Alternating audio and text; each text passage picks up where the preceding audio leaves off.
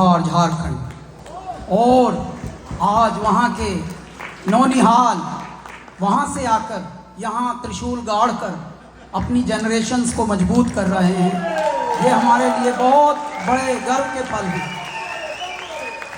आसान नहीं है साहब, लूट लूट के इस धरती को उत्तर प्रदेश, बिहार, झारखंड ऐसा खा लिया, युगों युगों से, हजारों साल से लूटे रहे हैं।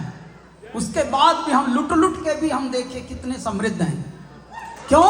क्योंकि विद्या को कोई लूट नहीं सकता, नॉलेज को कोई लूट नहीं सकता।